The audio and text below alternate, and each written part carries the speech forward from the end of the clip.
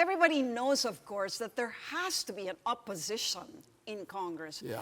But everybody's also aware that this Congress is dominated by the super majority, not just a simple majority, but a super majority. And so people are wondering how the opposition will behave itself in a House that's really, really predominantly pro-Duterte. How can you be opposition? Well, that's what makes it more exciting. Right now, the minority bloc has more than the previous Congresses. That's right. Because during that time, I think they only had 9, and the others were independent. Oh, But this time, we're able to take in the other minority congressmen, no, that used to be independent. So even the Makabayan bloc right now is with us. See? well, that's true. How did you get their support? Well, it's just a matter of, I think, number one, it is the reputation that comes with it.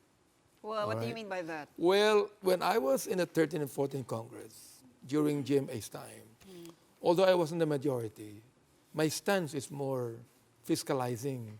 I think I was more independent than many of those members of the majority. Like what issues did you fiscalize or oppose or balance? Well, the best I can remember is the FOI bill. Ah, yes. I was the chairman of the Committee on Public Information, and I was the one who sponsored the FOI bill. And there were 2 bills, actually, that the administration wanted. One is the right to reply Yes, bill. that's right. And I refused that. Being the chairman That's of the good. Committee I'm on glad. Public Information, I refuse. Yeah. I refuse to sponsor it. Okay. And the majority floor leader and the speaker, agreed to it. See, I will not sponsor it. I refuse it, even if you take me out of the chairmanship. Yeah. The FOI bill, I passionately sponsored the bill until the last minute. In fact, it was the only Congress where almost the bill was ratified because it already passed the bicameral, and then it was ratified by the Senate. It was just... But it still wasn't ratified. all of a sudden... To this day, we still don't have a law except an executive order. No? So, Yeah. Okay, so let's go back to being the minority floor leader and how you got it. I think the question really here is whether or not you were endorsed by the majority.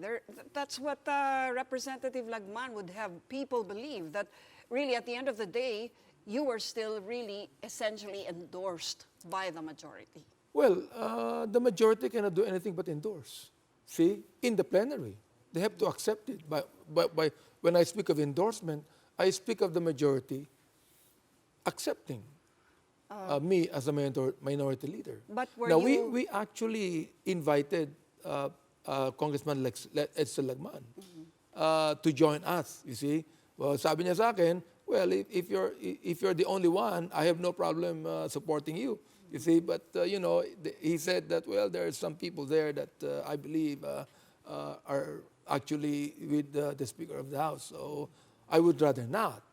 So again, when I'm being asked, well, what will be your stance? I said, why don't you wait until I stand on the floor and have my counter SONA, or when we begin to stand, and scrutinize every bill that is passed. What issues do you feel the opposition should be heard on, and violently, I would say, no? I do not know what would be the definition of a genuine opposition. But the thing is this. This is what we agreed upon by the 28 minority bloc, that you are free to express your advocacy. You're free to voice out your sentiments. I wouldn't in any way gag you nor prevent you from standing up and telling the administration, hey, you're wrong. Why? Because that is exactly what freedom is. So you will not have one voice? Not one voice. Oh. Not one voice. So it's like, let's just say 28 disparate voices against the majority. What I told them was this: let us agree to disagree.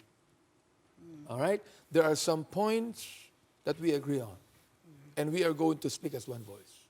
There are other points in which we disagree, and we agree to disagree, and that you can raise your voice against it if you want, as a congressman, as one elected, to voice out your own sentiments.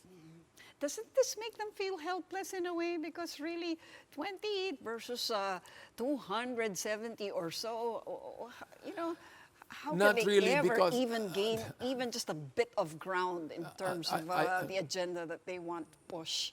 I believe, the Speaker of the House right now used to be in the minority. Alan Peter Cayetano. During my time in Congress, I was in the majority.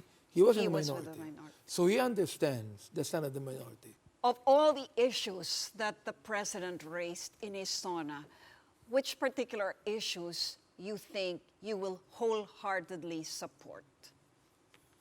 Well, most of the bills that he mentioned in the SONA, I said in my counter SONA, we agree to it, we support it. Now, his fight on corruption, his fight on drugs, definitely we will support that. But my warning is, let it be a genuine fight. And will the minority go along with you Yes, there? yes, Have they committed it? yes, The Makabayan Bloc, for example? yes, Really? yes.